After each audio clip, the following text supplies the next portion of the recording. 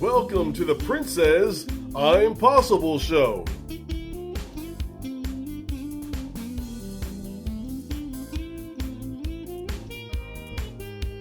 Here's your host, Princess Jones. Welcome to the Princess I'm Possible show. We have a delight today. We are here with Dr. Deborah Deas.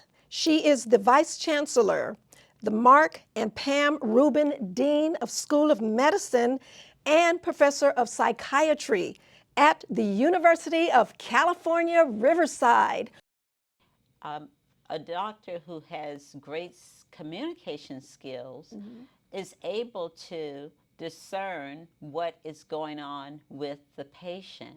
And not all patients walk in and can eloquently spill out what is going on with them. So that physician needs to be able to extract that information.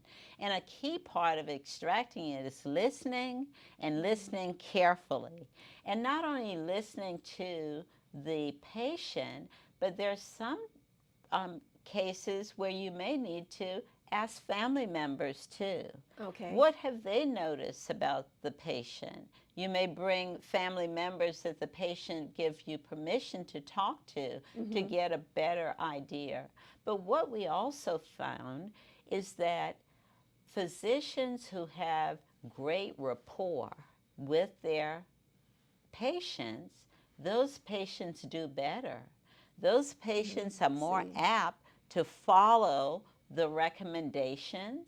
Those patients are more apt to let the physician know when something's not working or not, as opposed to just stop taking the medication and saying nothing, and therefore causing more detriment to one's health.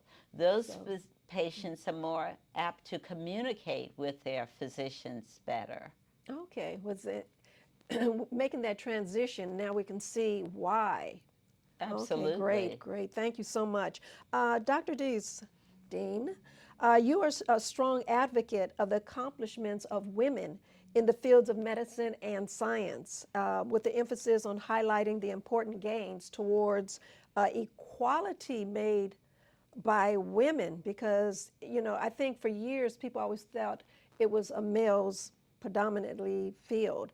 Addressing the systemic obstacles and gaps of compensation in this field and representation that women still faced even today, and we're 2022, and women still face those unfortunate obstacles, as we were making mention of early. What have you done to help rectify some of these issues? Sure. Well, we know that women and minorities have been historically left behind when it comes to representation, and also when it comes to compensation.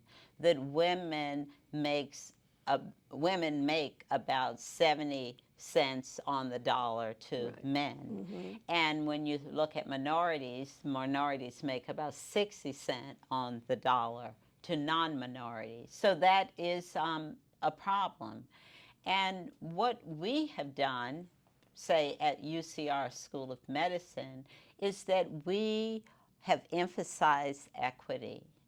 And we have used benchmarks to look at salaries within our system. And with those benchmarks, it clearly tells us the ballpark and where someone should be given a rank and the level in a rank, sometimes equivalent to the years in rank.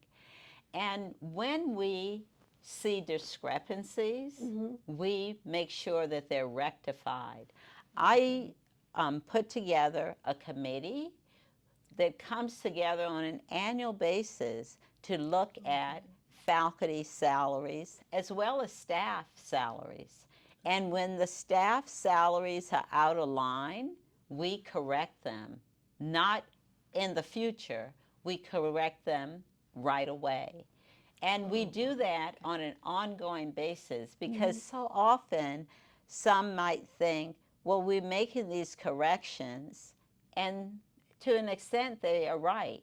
You make a correction and you leave it alone, and 2 years later, you're out of line again.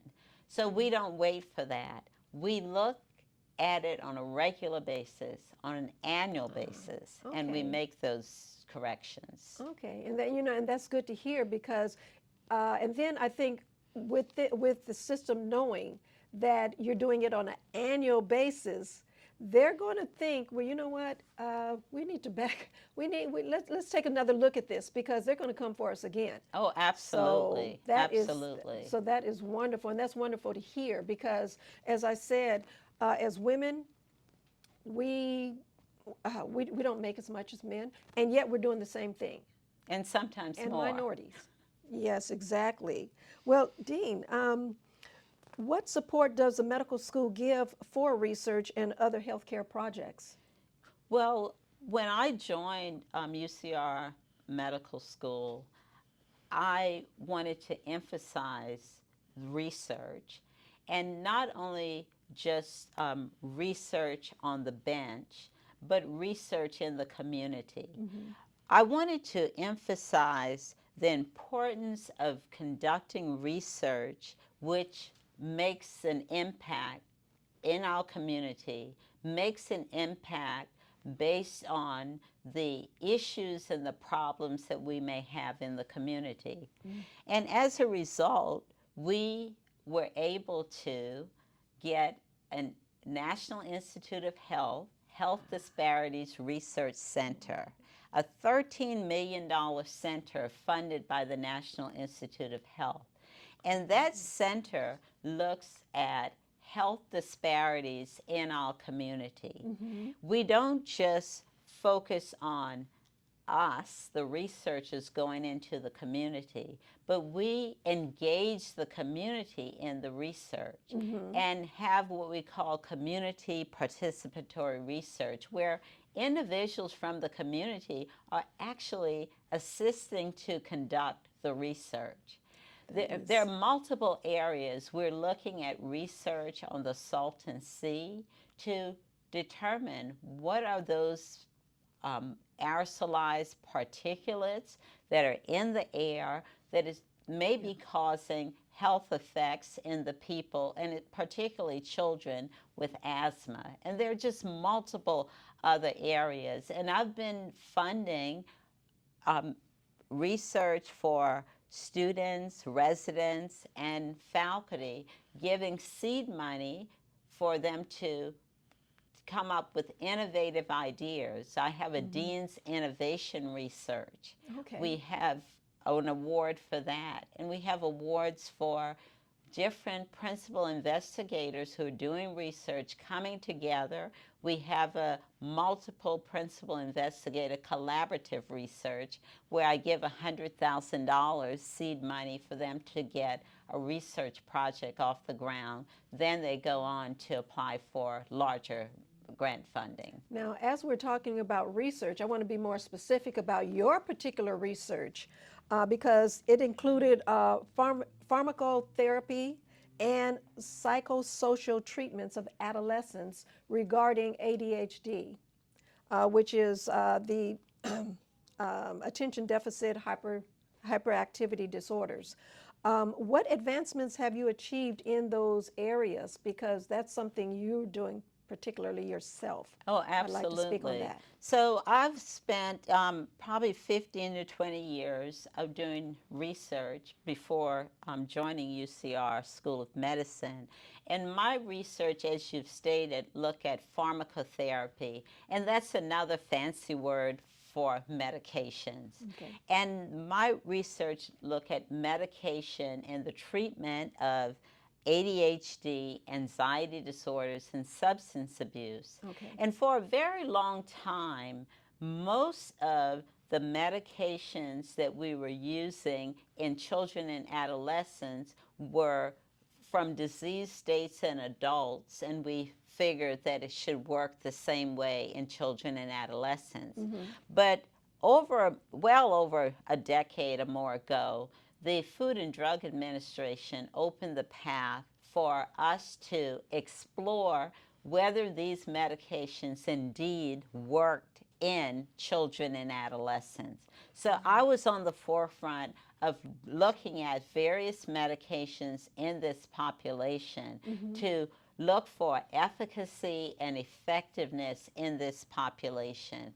And I can say that I have papers that are written from years ago showing that these medications have been effective, and even for treating substance use disorders in adolescents. To my viewers, you got it firsthand. Dr. Deas, Dean Deas, she is the Vice Chancellor. I mean, you're talking about the epitome of a medical school, and you got it firsthand. She just gave you the roadmap that what you need to do. So get up, get off that couch, get the education. She gave you the website. She said, contact UC Riverside. Let's get it done because we need you. Get into that medical field because at this point, we still need more doctors. Absolutely. We still need more doctors. And as she made mention, it doesn't start when you're in high school and college. It starts when they're little tykes. They're little tykes. Yes. You know, when you know how they go get the little baby stethoscopes, and you know, when little toddlers, and they have all the little.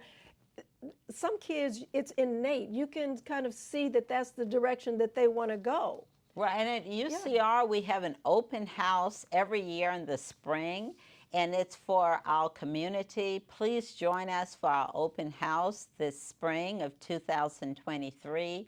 And at the open house, you'll get lots of information about pursuing the health care professional fields.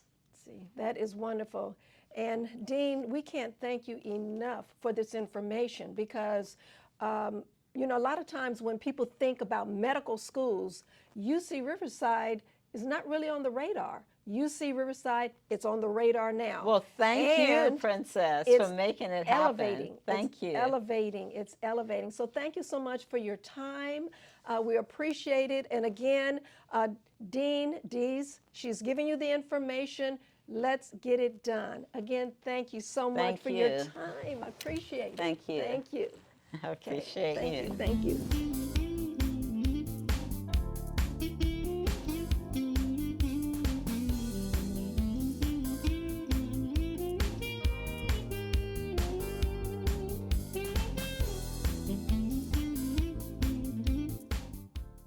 Welcome to the Princess Impossible Show. We are continuing here at the University of California, Riverside. I am here today with Brian Greene, who is the director of the simulation operations and at the Center for the Simulated Patient Care. Welcome, Brian. Thank you so much for allowing us to come and take up a little bit of your time so that you can explain to the viewers exactly what is the Sim Center here at the University of California, Riverside. Oh, well, thank you. Thank you so much for your time, and thanks for having me. I appreciate your time. Thank you. So can you explain what is Simulated Center here at the university and how it plays a role in the medical, for the medical students? Sure, absolutely. So we're very fortunate to have an 11,000 square foot simulation center at the UC Riverside School of Medicine that we call the Center for Simulated Patient Care. So inside the simulation center, we have a safe place for students to be able to practice their clinical skills, being able to practice with patients, being able to practice communicating with patients, and practice the different skills that they'll need to be a successful doctor. And so here at the UCR School of Medicine, we train kind of the next wave of doctors for practicing in our community and being able to learn as much as they can here at the Sim Center to help kind of bridge that gap between theory to practice, practicing their skills here. Okay, so in essence, bottom line, because it's simulated, they're really getting that firsthand experience, not just theory, not just in the classroom, but actual hands-on. Exactly, perfect. Yeah, so the bridging that gap between that theory to practice, being able to practice their skills on on a patient. So here at the Sim Center, we'll bring in actors that will act as patients for our students. So that way their first interactions with a patient will be here as opposed to, their first interactions kind of being out there in the real world setting. So in here we have a little bit more of a controlled environment where we can present a case to the students and then have them practice assisting a patient, taking an assessment of the patient, and then also practice their skills here at the Sim Center. Okay, so where we are right now, what room is this, and can you explain what it is you do in this room and how it relates to the students? Perfect. Yeah. So right now we are currently in exam room G. We have 16 total rooms here at the Sim Center for our clinical skills room. So in this room, you'll see it's more of it looks just really like a doctor's office. The students will have some kind of semblance of a real doctor's office here. Well, you'll have your stool, your patient exam table, and then also some real equipment for them to utilize. They can also utilize computers here for charting and things like that, and then also real sync and real functional equipment, really, again, to kind of simulate a real exam room. So they have that comfort level of walking into an exam room and having it look real, and they can treat it as a real environment with a real patient.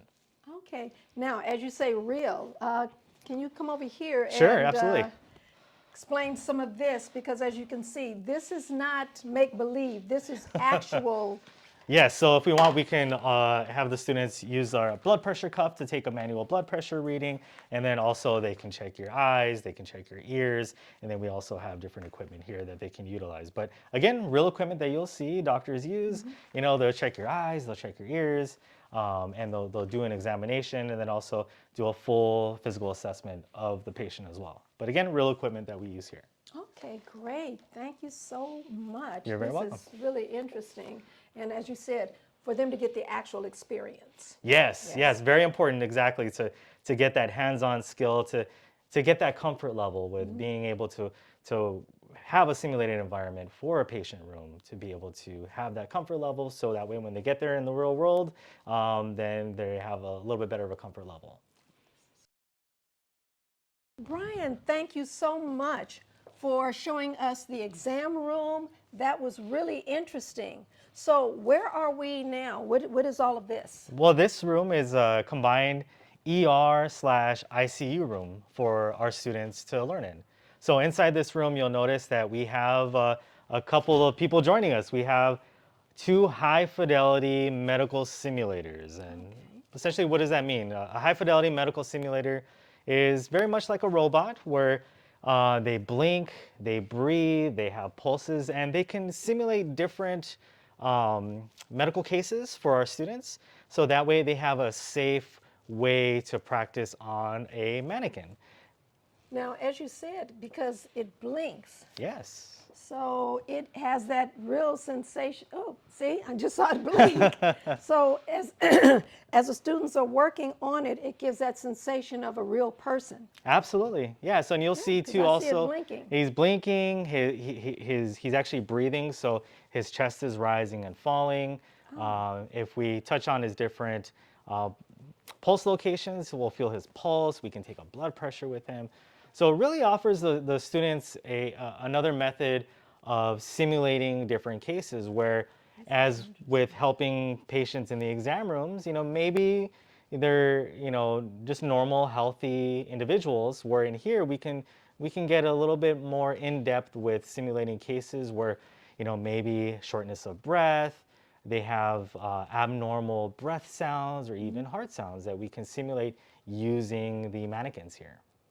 This is really interesting. And as we come over here, I'm noticing a lot of the equipment. What is all of this? Sure. So we have the mannequin itself, but then we also have a large monitor screen in the room as well to help amplify the bedside monitor. There's a bedside monitor that shows us our vitals of our patient and how our patient is doing. So it allows us to show that equipment here so the student can identify abnormalities. We have different sensors hooked up to the patient, and so they're able to identify really what is happening with the patient. And this is interesting because as I stand here, I actually can hear, I can hear it breathing. Yes, yes. So that's And as you said, the chest is, it has the same sensation as an actual individual, an actual human. yes, This is amazing. absolutely. Now, the, the monitor that we're seeing here is the same as the small one right here. Is that what you're saying? It is, and it Okay. allows it, as we have more students in the room, it allows more students to have visibility on what is happening with the patient. So instead of having the smaller monitor, we have it kind of mirrored on the larger display. So we have a little bit bigger visibility with those in the room. Oh, this is very interesting. And in addition to that, we also have a head wall with real equipment, so we can provide real oxygen, real suctioning of a patient as well. And we also have a crash cart, so that way, if we need to use a defibrillator on the patient, we can actually use real equipment, a real defibrillator, and deliver a real shock if needed. Can I Worst push case this scenario. over? Sure, absolutely. So it's a little, so that I can unlock it for you too. Okay, just so that everyone can see what you're talking about. Sure. So here, I'll slide out our crash cart here. And this is what you would typically find in like an ER department, where you'll have a cart with simulated medication, the defibrillator, even this device used for suctioning as well. So this is an actual cart of everything. Yep, it's an actual crash cart that you would find in a real ER, along with oxygen that can be given to the patient as well, and then along with simulated medications, and really anything needed for a medical emergency for the patient. This is really interesting. And back to what you were saying earlier, that they're getting hands-on experience. This is not going theory. This is not simulated through books. This is actual hands-on experience. And to see all of this equipment and for them to be able to, it's simulated on, well, I'm saying a dummy, but it's really, I wish my viewers were here. These dummies are actually moving Yes. as human beings, both of them. And one of the great very things too is, interesting. as I mentioned about a safe place to practice their skills, well, if they make a mistake with the patient, we can always turn them off and turn them back on. So that's how we provide that safe environment for the students to be able to learn.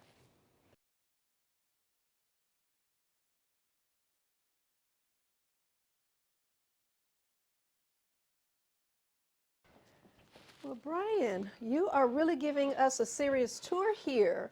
So of all the simulations and everything. So we've been to the exam room, we've been to the, what is that, the emergency room. Yes. What is all of this? So again, we are very fortunate to also have an operating room here. So this is our simulated operating room.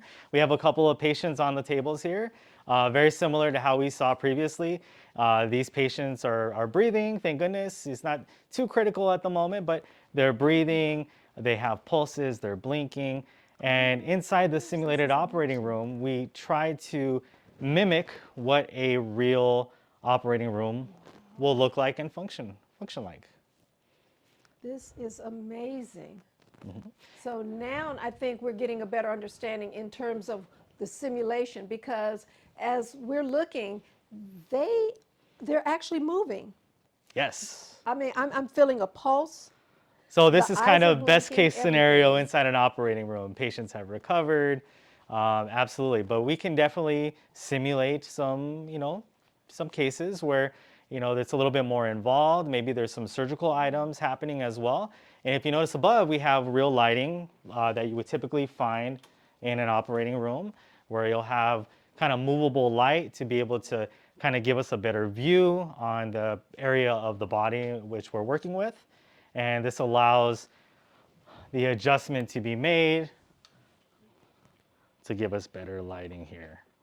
So if we're focusing on an area of the body, then it allows us to give that, that additional lighting for the different procedures that would occur in a normal operating room.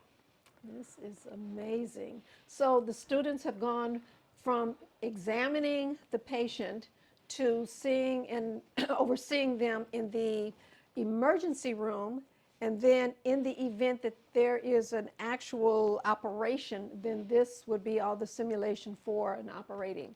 And then I'm noticing the cart, the emergency Yes. cart that you got back there again. Yes. So, and all of the actually, and as you say, I want people to understand this is actual equipment. This is not make believe.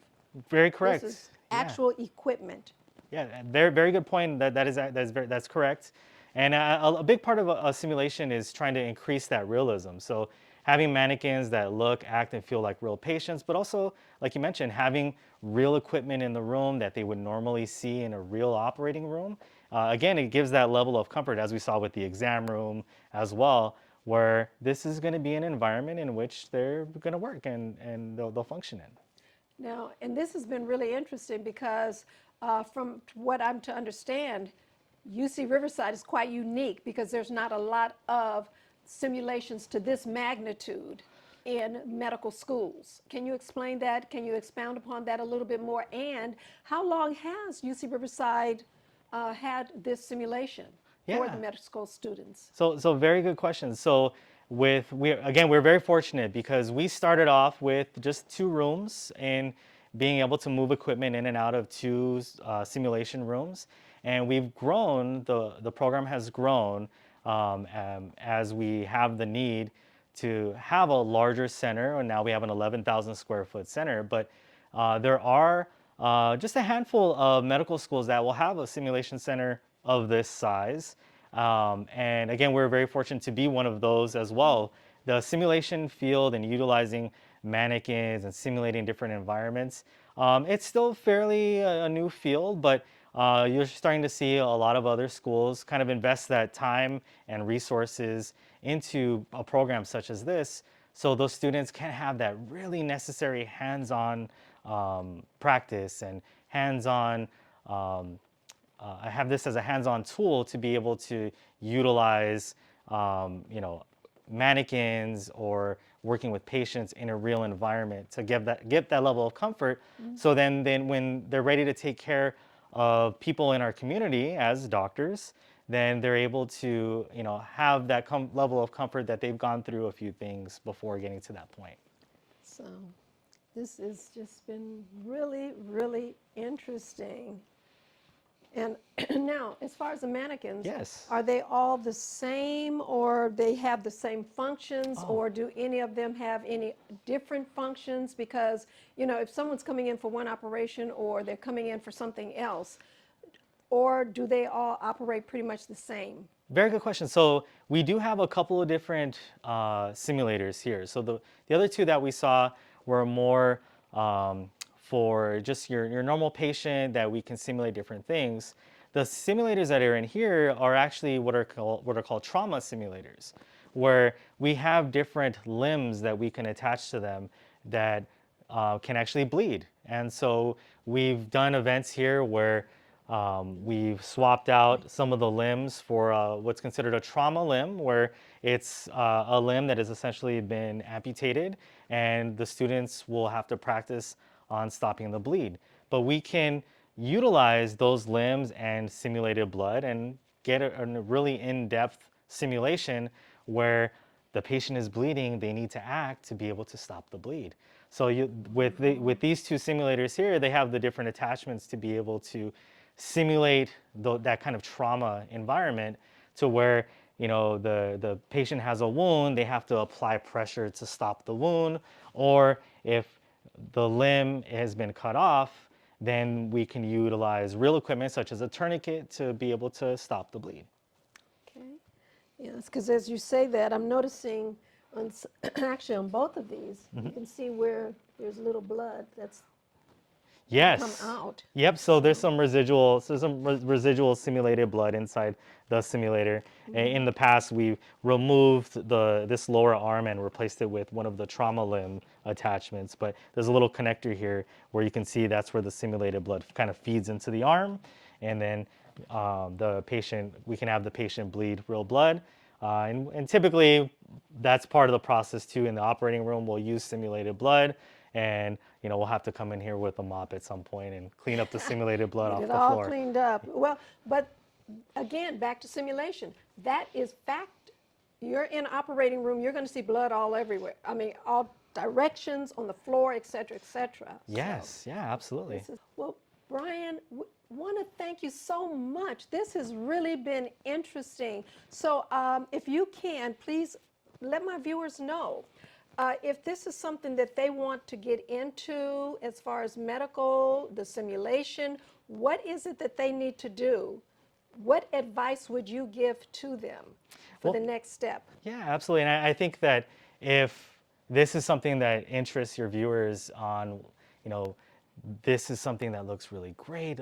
Technology has advanced to the point in medical school where we have a lot more capabilities to use technology to kind of further our knowledge. I definitely would recommend going on to the UCR School of Medicine website and doing a little bit more research about our program. Our simulation center has a sub webpage on our website for the School of Medicine. So this is the Center for Simulated Patient Care. Has a little bit more information about what we do here and the different things that we can simulate. And if there's more interest in it, then you're always more than welcome to come to campus, come see what we do here, get a tour, talk to our admissions team, and make a decision if becoming a doctor is something you're interested in. Well, again, thank you so much. You're we very truly welcome. appreciate all of this wonderful information. To my viewers, you got it firsthand. Brian has given you the roadmap, what you need to do. Not only that, you can also set up a tour to come and see firsthand the University of California, Riverside Medical Center here to get all this good information. So again, thank you so much. We appreciate this wonderful tour. You're very welcome. Thank you for having me. I appreciate it. Next week, make sure you tune into our holiday show. Our special guest is none other than the sax sensation, Jay Boykin. We want to thank our guest and thank you for tuning in. Next week, we have an exciting show just for you.